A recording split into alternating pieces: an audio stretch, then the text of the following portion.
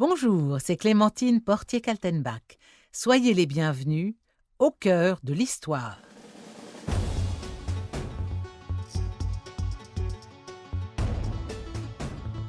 Le 17 juillet 1793, en pleine terreur révolutionnaire, on guillotinait Charlotte Corday, accusée du meurtre de Marat. Qui n'a pas en tête le fameux tableau de David représentant le tribun révolutionnaire mort poignardé dans sa baignoire?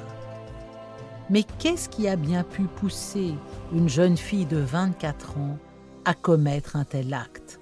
C'est ce que nous allons voir dans cet épisode en 2 parties. Première partie, éliminer l'ami du peuple. Nous sommes en fin d'après-midi le 17 juillet 1793. Les mains liées, revêtues de la robe rouge des criminels, signe de honte et d'infamie, Charlotte Corday prend place dans la charrette qui va la conduire place de la Révolution, où elle sera mise à mort. Le trajet dure 3/4 d'heure, car il faut se frayer un passage à travers les rues noires de monde. Des sans-culottes coiffées de bonnets rouges la suivent en criant. Aux fenêtres, les gens hurlent et applaudissent. N'a-t-elle pas assassiné Marat, le bien-aimé père de la nation? Charlotte Corday a refusé de s'asseoir, elle subit les huées, les railleries, les injures, le tout sous une pluie battante. La charrette finit par arriver au pied de l'échafaud. On aide Charlotte à en descendre. Samson, le bourreau, fait de son mieux pour lui cacher la guillotine le plus longtemps possible. Il est maintenant 18h30 et le soleil fait une timide apparition. Avec sang-froid et résignation, Charlotte monte bravement à l'échafaud.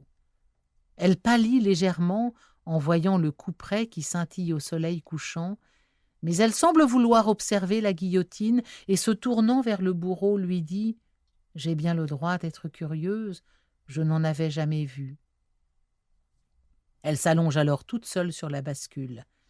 D'un signe de tête, Samson indique aux citoyens qui l'assistent d'enclencher le mécanisme. La planche pivote sur son axe, puis d'un coup sec, le couperet s'abat sur le cou de la condamnée. Sa tête tombe dans le panier. Le bourreau a détourné les yeux.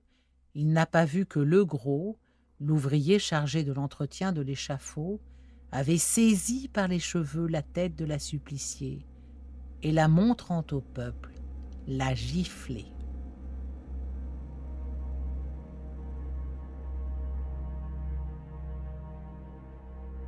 Charlotte Corday, que l'on vient d'envoyer aussi cruellement à la mort, avait été jugée l'avant-veille. Elle a été reconnue coupable d'avoir méchamment et de dessein prémédité, étant à Caen, formé le projet d'attenter à la représentation nationale en assassinant Marat, député de la Convention, ce qui est contraire à l'article 4, section 3 du titre 1er et à l'article 11, section 1re du titre 2 du Code pénal. La Convention était procédurière. Mais pourquoi Charlotte Corday a-t-elle pris Marat pour cible ce 13 juillet 1793 ? C'est ce que chacun voudrait comprendre. Depuis le début de l'année 1793, la machine révolutionnaire s'est emballée. Des têtes tombent tous les jours. Désireux d'achever l'œuvre de la Révolution, les membres les plus extrémistes de la Convention nationale veulent purger l'Assemblée des députés qu'ils soupçonnent de mettre en danger la République naissante par leur tiédeur. Je rappelle que la Convention nationale, c'est le Parlement qui, depuis septembre 1792, a succédé à l'Assemblée législative et a proclamé la Première République. Contre les tièdes, donc, il faut frapper fort. Un vent de paranoïa souffle sur Paris. Tout le monde dénonce tout le monde. Pour mettre un coup d'arrêt définitif à la monarchie déchue, on a guillotiné le roi Louis XVI le 21 janvier 1793. Parmi les partisans même de la Révolution, Il se trouve des hommes que scandalisent les méthodes adoptées par les plus radicaux. Dumouriez, le vainqueur de la bataille de Valmy, un vrai héros, eh bien Dumouriez lui-même s'est rallié à la monarchie en avril. Le trio Robespierre, Danton, Marat tempête chaque jour à la Convention. Le premier, véritable apôtre du crime politique, encourage les deux autres à la violence. Danton, de sa voix énorme, expose nommément la liste des traîtres qu'il faut exécuter. Marat exulte des crimes commis et du sang versé. Dans son journal, l'ami du peuple, cet agitateur public, incite le peuple à chasser ce qu'il nomme dans son journal les bêtes puantes et féroces. À eux trois, Danton, Robespierre, Marat, forment une sorte de trinité révolutionnaire qui règne pour saigner le pays au nom de la liberté, de l'égalité et de la fraternité. Cette faction extrémiste de la Convention, qui est constituée de ceux que l'on appelle les Jacobins et les Montagnards, va dès le mois d'avril 1793 être opposée aux protestations courageuses de conventionnels modérés qu'on appelle, eux, les Girondins. Des modérés! Mais l'heure n'est pas à la modération. Il va falloir les neutraliser. Se rend-on bien compte qu'en France, la contre-révolution s'organise? En Vendée, des armées entières se constituent contre la République. La Révolution est en danger. Depuis la tribune de la Convention, Danton appelle à la liquidation pure et simple de la population vendéenne. Les conquêtes et les perfidies des puissances étrangères seront nulles le jour où la Vendée aura perdu son infâme dénomination et sa population parricide et coupable. Plus de Vendée, plus de royauté, et les ennemis de la République auront disparu. L'autorité nationale portera l'effroi dans ses repères de brigands. Tandis que Robespierre s'interroge sur le moyen de nettoyer Paris des éléments contre-révolutionnaires, Marat, lui, a placé les Girondins dans sa ligne de mire. Le 20 mai, depuis la tribune, il pointe du doigt ceux qu'il appelle « crapauds du Marais » et qui ont pour nom Kerguélégan, Valazé, Barbaroux, Pézenas, pour les plus connus d'entre eux. C'est dans ce contexte très agité qu'apparaît en Normandie la jeune Charlotte Corday. La jeune femme ne perd pas une ligne des nouvelles qui arrivent de Paris. Depuis plusieurs mois, elle a déjà pris fait et cause pour les Girondins, donc les plus modérés des représentants de la nation à la Convention. Ayant rencontré le député Barbaroux, elle ne peut d'ailleurs se défendre d'éprouver pour lui autre chose qu'une simple affinité politique. Elle échange avec lui quelques lettres. Soutenir depuis quand les Girondins est une chose, mais passer à l'assassinat politique en est une autre. Qui est cette demoiselle si déterminée?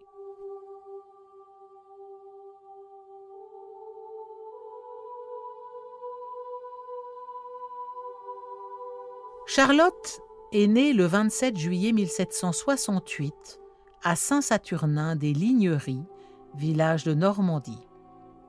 Issue d'une famille de la petite noblesse de Caen, elle n'est ni plus ni moins que l'arrière-petite-fille de l'immense dramaturge Pierre Corneille.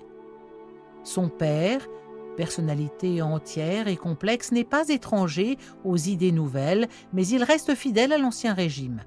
Comme beaucoup d'aristocrates déchus, il a été privé de ses biens, ne possède plus grand-chose et travaille volontiers comme simple paysan. La petite Charlotte a grandi entourée de ses 4 frères et sœurs au château du Ménil-Imbert, demeure de ses grands-parents qui ressemble davantage à une grosse maison de campagne qu'à un château. Une maison meublée très simplement, mais qui en revanche contient d'innombrables livres, parmi lesquels les œuvres complètes de Pierre Corneille. Tout comme son père, Charlotte se sent un peu entre deux eaux, à la fois étrangère au monde aristocratique et au petit peuple. Abreuvée depuis l'enfance à la lecture des tragédies de Corneille, Charlotte se passionne pour les héroïnes de l'Antiquité.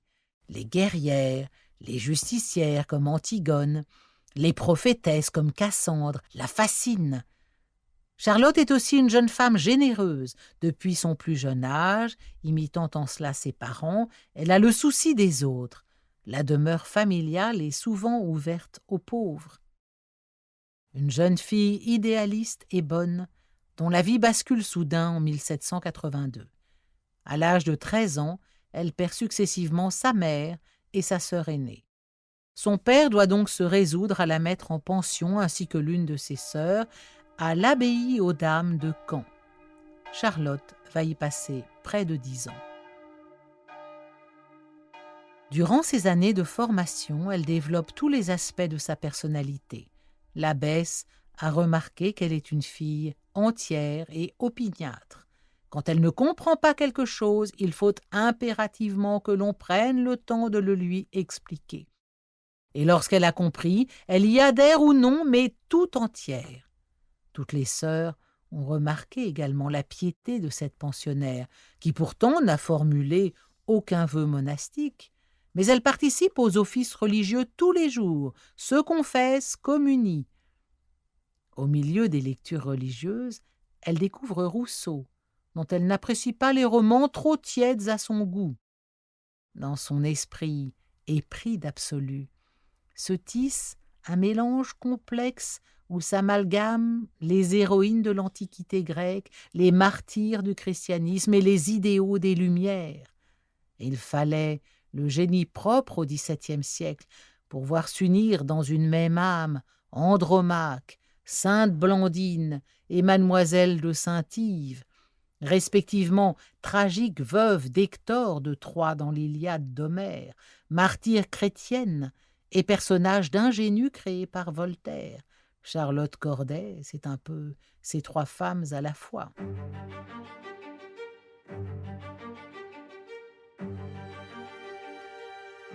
La nouvelle de l'abolition des privilèges de la noblesse lors de la fameuse nuit du 4 août 1789 plonge Charlotte dans le ravissement. Dans sa chambre, elle se jette sur son lit et les yeux grands ouverts, se prend à rêver d'un monde nouveau où cohabiteront la justice et l'équité. Ces deux mots reviendront très souvent dans sa bouche, justice, équité. Par un de ces coups du destin qui décide de certaines vocations, quelques jours plus tard, elle assiste au lynchage d'un jeune vicomte de Caen qui avait pour seul tort de s'être emporté contre les démonstrations excessives de liesse révolutionnaire. Horrifiée, elle voit la populace dépecer le corps de sa victime, arracher les entrailles du cadavre, couper ses mains et ses pieds. Ivre de sang, un ivrogne aidé par deux poissardes tranche la tête du supplicié, l'emmène en faire friser les cheveux chez le perruquier du coin, puis la promène au bout d'une pique par les rues de Caen, forçant les femmes d'apparence noble à l'embrasser. La scène atroce à laquelle assiste Charlotte ce jour-là est un vrai traumatisme. Comment des barbares osent-ils dévoyer, trahir l'idéal de fraternité prôné par la Révolution? En 1791, elle quitte l'abbaye aux Dames et, refusant d'accompagner son père qu'elle trouve décidément trop réactionnaire, elle se réfugie chez une cousine.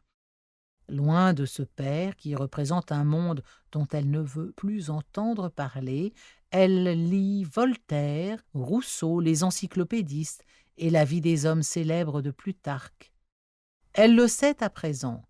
Si la vocation monastique l'a effleurée par le passé, elle a trouvé dans les idées nouvelles, dans la Révolution, l'occasion de prendre part à l'histoire. Cet idéal humaniste, il n'est pas promis au secret des autels, au silence des monastères, à l'obéissance des moines. Non, cet idéal glorieux est appelé à s'incarner dans la Révolution. Et si la vérité existe, elle réside dans le cœur de ceux qui sauront conjuguer la pensée et l'action, le verbe et le glaive, au service des deux idoles qu'elle vénère entre toutes, justice et équité.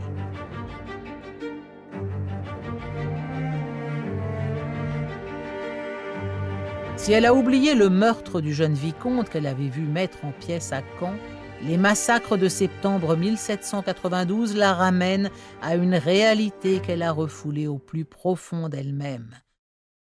Du 2 au 5 septembre, à Paris, dans les prisons de la Force, de l'Abbaye et de Bicêtre, des milliers de personnes détenues pour un oui ou pour un non sont égorgées, battues à mort. Charlotte est prise de nausées. Or, il se trouve que quelques jours avant ces atrocités, elle a lu dans le journal L'Ami du peuple, le journal du citoyen Marat, les mots suivants. Le parti le plus sage serait de se porter en armes à l'abbaye, d'en arracher les traîtres et de les passer au fil de l'épée. Qui donc est ce monstre qui défigure les nobles aspirations de la Révolution? Pour elle, il est évident que cet homme est responsable d'une effrayante aliénation des nobles idées des Lumières. Elle se souvient, oui, que c'est bien cet individu qui a réclamé 500 têtes pour assurer le bonheur, le repos et la liberté du peuple, et qui a proposé sur un ton badin d'égorger Lafayette et Bailly, le premier maire de Paris sous la Révolution française. Et puis il a proposé aussi d'empaler les constituants vendus à la cour, d'attacher leurs membres sanglants au créneau de la salle, afin d'épouvanter leurs successeurs. En elle, un projet terrible voit déjà le jour. Elle attend cependant un signal, un geste fort venant de ceux qu'elle considère comme de sa race, les Girondins. Ce signal viendra du député Pézenas qui s'écrie à la Convention « Faites tomber la tête de Marat, et la patrie est sauvée !»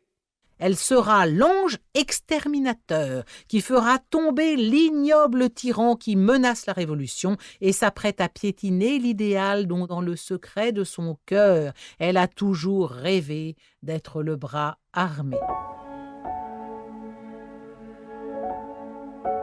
Comment Charlotte Corday va-t-elle finalement passer à l'action?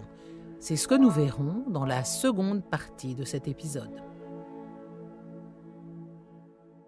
Bonjour, c'est Clémentine Portier-Kaltenbach. Soyez les bienvenus au cœur de l'histoire.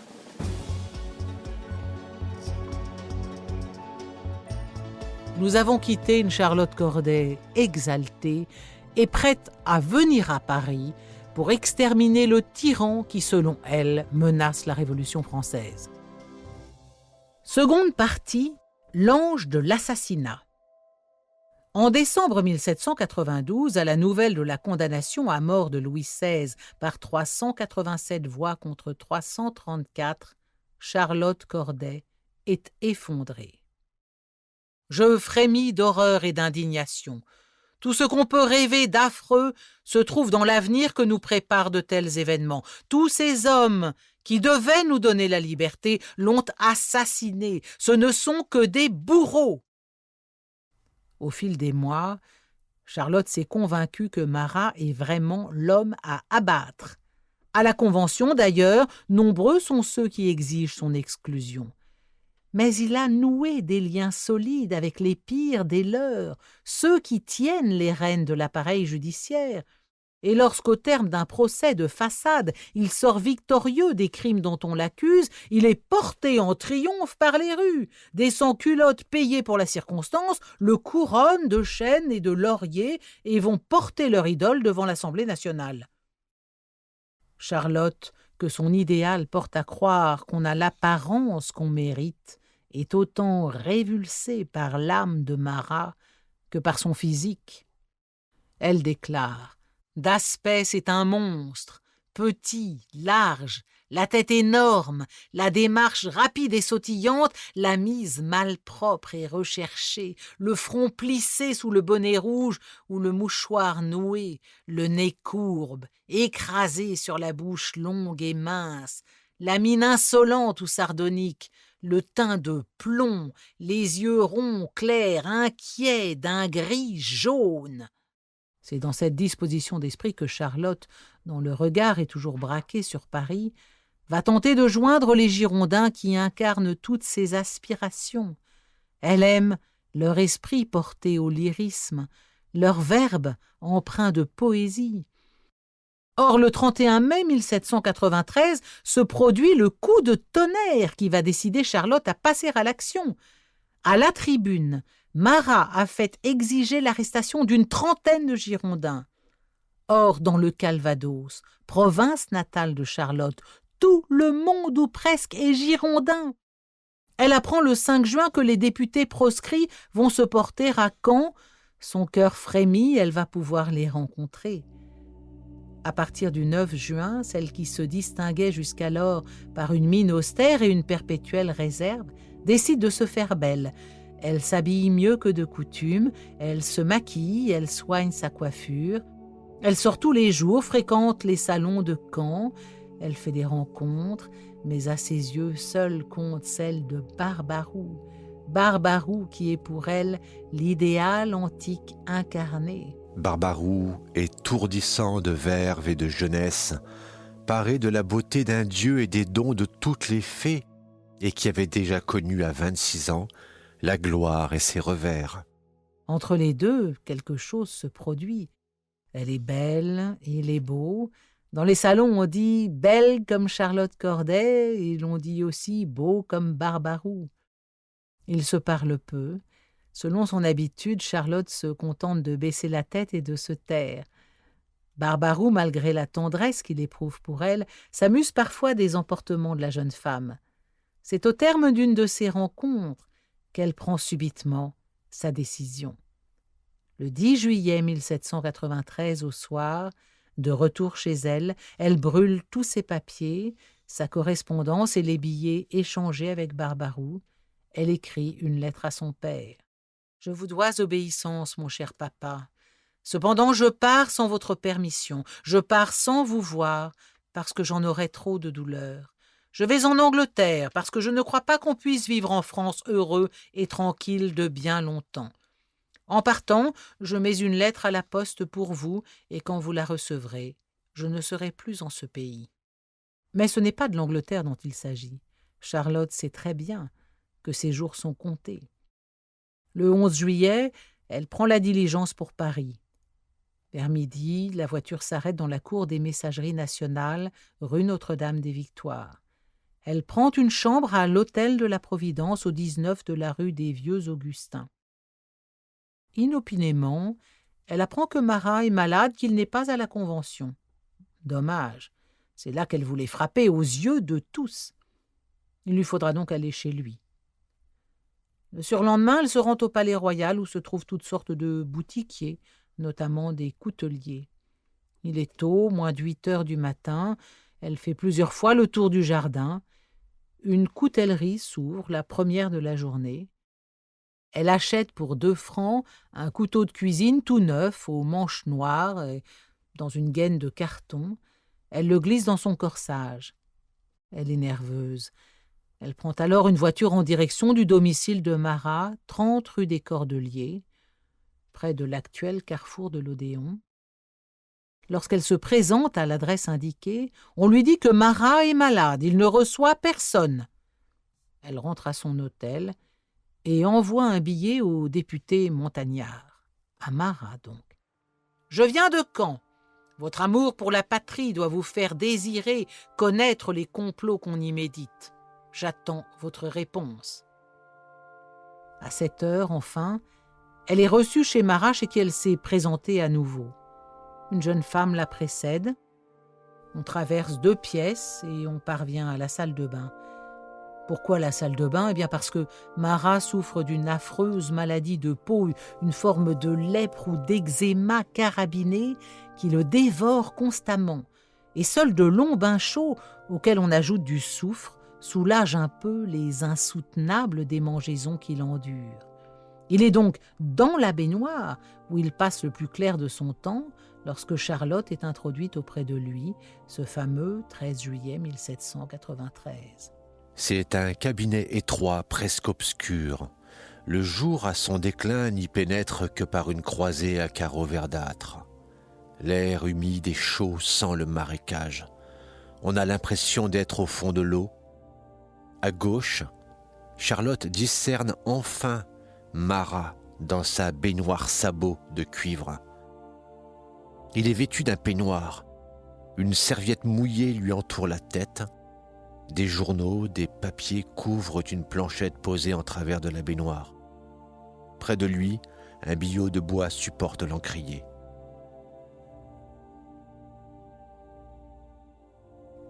Marat ne lève même pas les yeux vers elle.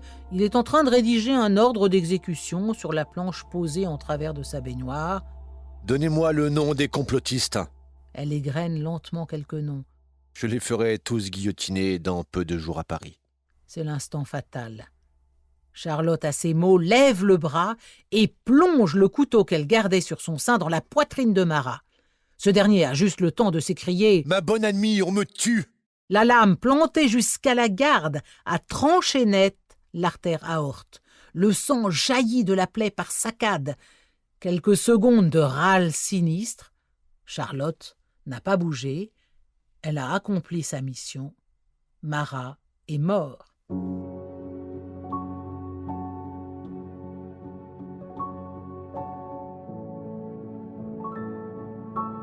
Nul n'a eu besoin de lui courir après.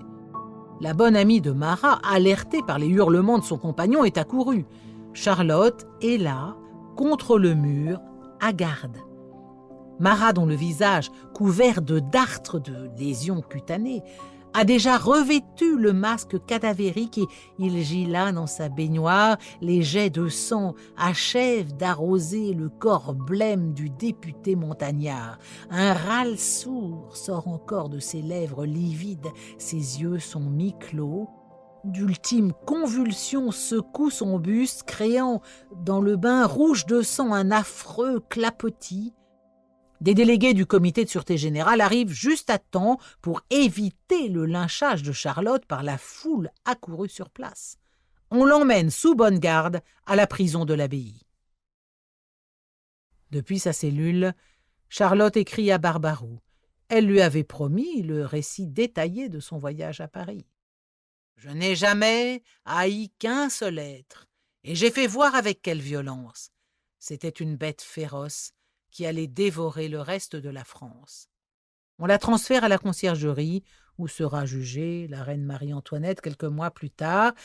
À Paris, tout le monde a appris l'incroyable nouvelle. Dans les rues, ce sont de véritables scènes de désespoir. Marat est érigé en martyr. On signifie à Charlotte qu'elle sera jugée le 17 juillet à 8h. Elle écrit à son père.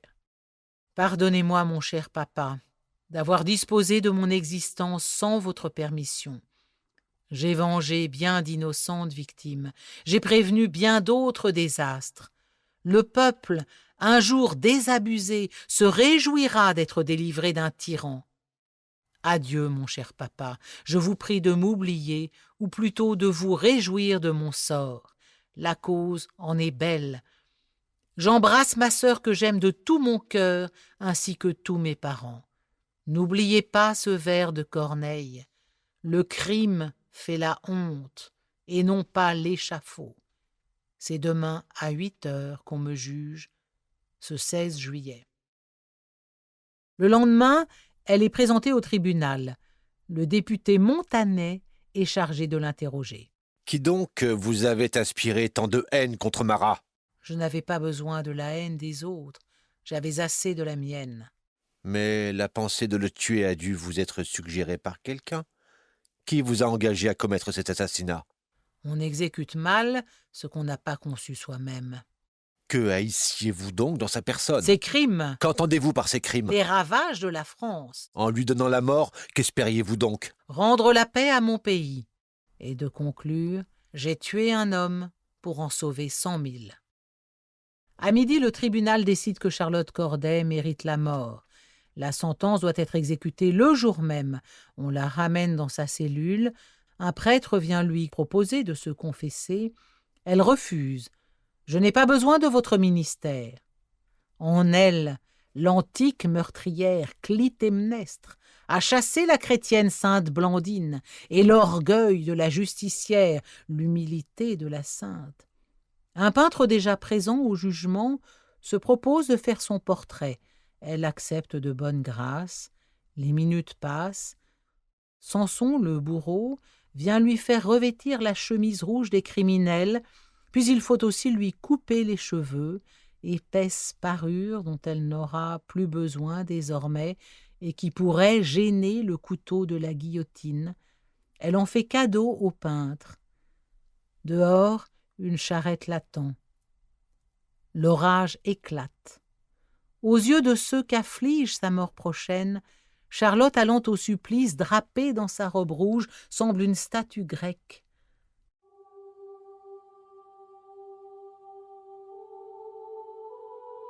Les intempéries accordent à la condamnée de ressembler pour quelques minutes aux héroïnes qui étaient ses modèles. À 8 heures du soir, tout est fini. Le geste odieux du citoyen Legros, l'ouvrier délégué à l'entretien de la guillotine qui, rappelons-le, a giflé la tête coupée de Charlotte, a soulevé l'indignation, même chez les plus radicaux. Les restes de Charlotte sont transportés à l'hôpital de la Charité et examinés par 2 médecins. Parmi les témoins se trouve le peintre David, qui était déjà à son projet de peindre Marat dans sa baignoire, mort. On constate la virginité de la jeune femme. Ses restes sont inhumés au cimetière de la Madeleine, à l'endroit même où 2 ans plus tard sera exposé le corps de Louis XVII, fils de Louis XVI. Si le corps de Charlotte est à coup sûr enseveli à la Madeleine, sa tête, elle, fut conservée par le bourreau Sanson, puis remise au secrétaire de Danton. Conservée tout entière, puis nettoyée de ses chairs, elle aboutit entre les mains d'un certain prince Roland Bonaparte, qui était un passionné de craniologie, une discipline qui se faisait fort en examinant les bosses du crâne, de deviner si l'on avait ou non affaire à une criminelle. Mais la toute dernière fois que le crâne de Charlotte Corday, ou supposait-elle, a été exposé au public, c'était en 1966, au musée Goya de Castres, dans le cadre de l'exposition « Marat, la médecine et la Révolution ». Charlotte Corday morte, le cours de la Révolution n'en fut pas pour autant détourné. La terreur continua de souffler sur la France.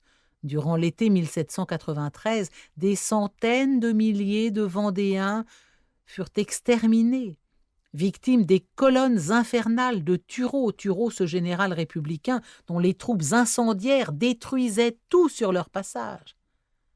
Le spectre de Marat, au-delà de la tombe, continuait de propager l'épouvante et la mort. Par son meurtre et par son exécution, Charlotte échouait donc 2 fois à sauver son pays. Tandis qu'elle était jetée à la fosse commune, on célébrait la mémoire de Marat. On débaptisa les noms des rues. Montmartre devint Montmarat. La rue des Cordeliers, où il vivait, devint la rue Marat. La ville de Neuville-sur-Saône fut rebaptisée Marat-sur-Saône. Celui dont Charlotte voulait effacer le nom de la mémoire des hommes ensemença l'imaginaire de tous les peuples que la Révolution française fascinait. La Russie soviétique elle-même créa le prénom de Marat, et aujourd'hui il se trouve de nombreux garçons qui portent là-bas le prénom de l'ami du peuple.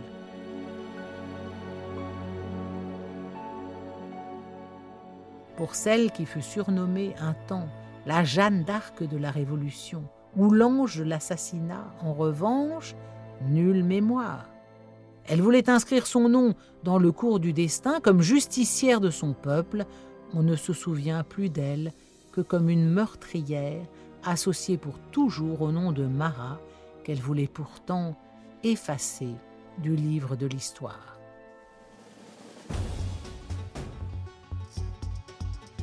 C'est la fin de ce double épisode consacré à Charlotte Corday. Si cette plongée dans l'histoire vous a plu, parlez-en autour de vous et faites-moi part de vos commentaires sur le groupe Facebook Au cœur de l'histoire. Je vous lirai, je vous répondrai. Pour ne rater aucun épisode, abonnez-vous sur Apple Podcasts, Spotify, Deezer ou la plateforme sur laquelle vous écoutez habituellement vos podcasts. Au cœur de l'histoire est une création originale Europe 1 Studio. L'épisode que vous venez d'entendre a été écrit en collaboration avec Jean-Louis Bachelet. La réalisation est signée Xavier Joly. Et si vous voulez aller plus loin, la bibliographie de cet épisode vous attend comme d'habitude sur le site d'Europe 1. À très bientôt.